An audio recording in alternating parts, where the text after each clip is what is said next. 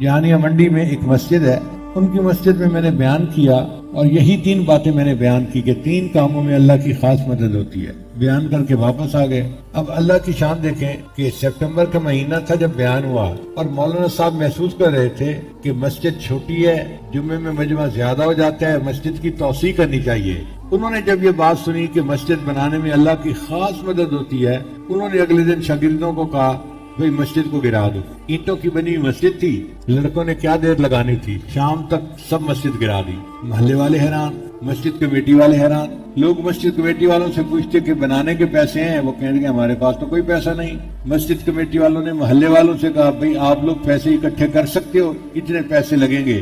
محلے والے کہیں کہ ہمارے پاس تو پیسے نہیں۔ اب پیسے ہیں نہیں اور مسجد گرائی جا چکی۔ خیر 1 مہینہ تو نمازیں ہوتی رہیں کھلے آسمان کے نیچے، اوپر سے سردی آ گئی۔ اب جب نومبر دسمبر کی سردی شروع ہوئی تو محلے والے صبح ٹھٹھرتے ہوئے فجر کی نماز آسمان کے نیچے پڑھتے، تو بوڑھے بھی کہتے مولانا نے ہم سے کون سا بدلہ لیا، مولانا نے ہم کو کیوں سزا دی، ان مولانا صاحب کو عقل نہیں تھی، یہ بچے تو نہیں تھے، اور جی مولانا کو نکالو یہاں سے۔ اب مولانا کو پریشانی شروع ہوئی، مسجد بنانے کی سبیل بھی نظر نہیں آتی اور محلے والوں کا پریشر بھی بڑھ رہا ہے۔ خیر جب دسمبر شروع ہوا تو سردی بہت بڑھ گئی، تو ایک دن مسجد کمیٹی والوں نے مولانا کو بٹھا کے پوچھا مولانا آپ نے نہ کسی سے پوچھا نہ کسی کو بتایا، اور صبح سے شروع کیا اور شام جب ہم آئے تو مسجد گری ہوئی تھی، آپ نے مسجد کیوں گرائی؟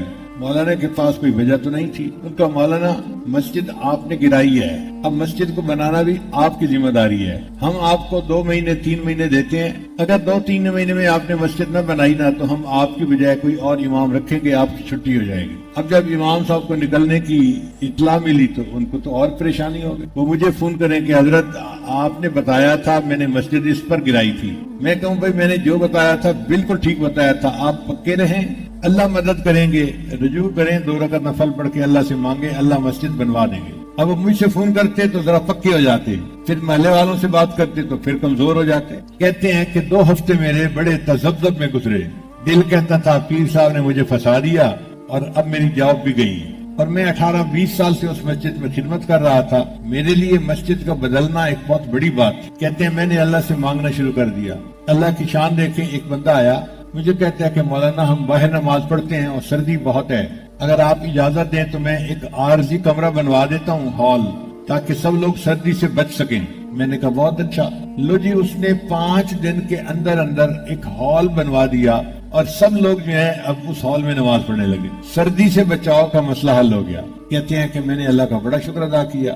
پھر وہی بندہ میرے پاس آیا اور مجھے آ کے کہتا ہے کہ مولانا مسجد بنانے کے لیے فنڈز تو آپ کے پاس نہیں ہے، تو کیا کریں گے؟ تو میں نے کہا بھائی مجھے تو پیر صاحب نے ایک بات بتائی تھی تو میں نے اس کے سامنے رکھتے ہوئے مسجد گرا دی ہے، اور پیر صاحب نے بھی کہا تھا کہ یہ مسجد اللہ کا گھر ہوتا ہے اور جس کا گھر بنتا ہے فکر اسی کو ہوتی ہے، تو بس میں تو دعائیں کر رہا ہوں کہ اللہ تعالیٰ سبب بنا دے، اور کیا کر سکتا ہوں۔ اس بندے نے کہا کہ اچھا مولانا مسجد میں بنواتا ہوں، میری ایک شرط ہے۔ مولانا نے پوچھا کہ کیا شرط ہے؟ اس نے کہا کہ شرط یہ ہے کہ آپ نے میرا نام کسی کو نہیں بتانا، میرا نام ظاہر نہیں ہونے دینا کہ کس نے بنوائی، بنوا میں دوں گا۔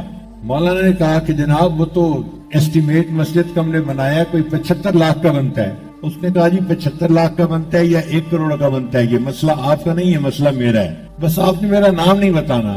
اللہ کی شان دیکھیں، مولانا نے اس نے وعدہ کیا میں آپ کا نام نہیں بتاؤں گا، اس بندے نے 1.5 کروڑ روپیہ لگا کر ماربل کی مسجد بنوا دی، ایک بندے نے۔ کوئی سوچ ہی نہیں سکتا تھا کہ ایسا بھی ہوگا۔ اب جب مسجد بن گئی تو محلے والے بہت خوش۔ پھر مسجد کمیٹی کا اجلاس ہوا، پہلے مسجد کمیٹی والوں نے غصے کا اظہار کیا تھا، اب مسجد کمیٹی والے شکریہ ادا کر رہے ہیں، مولانا آپ کی وجہ سے تکلیف تو ہوئی محلے والوں کو، لیکن یہ شکر ہے کہ ماربل کی نئی صاف ستھری مسجد بن گئی۔ تو مولانا نے کہا کہ اچھا اب میں اس کا افتتاح پھر پیر صاحب سے ہی کرواؤں گا۔ میرے پاس ٹائم نہیں تھا، وہ 1 سال محلے والے انتظار کرتے رہے۔ 1 سال کے بعد مجھے فرصت ملی اور وہاں جا کر میں نے جمعہ کا آغاز اس مسجد میں کروایا، اور الحمدللہ کہ وہ مسجد کے نمازی اب پہلے سے کئی گنا زیادہ ہو گئے ہیں۔ تو 3 کاموں میں اللہ کی خاص مدد ہوتی ہے، ایک بیٹی کی رخصتی کے کام میں، دوسرا مسجد کے بنانے میں، اور تیسرا گناہوں کو چھوڑنے کے معاملے میں۔ اگر کوئی بندہ گناہوں کو چھوڑنے کی نیت دل میں کر لے اور پھر دعا مانگے کہ یا اللہ میں کمزور ہوں، مجھے تو شیطان بہکا دیتا ہے، مجھے تو نفس دھوکہ دے دیتا ہے. میں آپ سے مدد مانگتا ہوں کہ گناہوں کے چھوڑنے میں میری مدد کیجیے, میرے لیے گناہوں کا چھوڑنا آسان بنا دیجیے. میں آپ کو مدد کے لیے پکارتا ہوں. جب بندہ اللہ کو مدد کے لیے پکارتا ہے پھر اللہ تعالیٰ حالات ہی ایسے بنا دیتے ہیں کہ بندہ گناہوں کو چھوڑ دیتا ہے. چھوڑنے کا پتہ بھی نہیں چلتا کہ چھوڑا کیسے. تو ہم گناہوں سے توبہ کی نیت کریں اور اللہ سے مدد مانگیں کہ اللہ ہم کمزور ہیں, ہمیں تو شیطان گرا دیتا ہے, ہم آپ کی مدد مانگتے ہیں, اب گناہوں سے تو ہماری حفاظت فرما. اللہ تعالیٰ گناہوں سے توبہ کی توفیق بھی دے دیں گے اور اس کے بدلے اللہ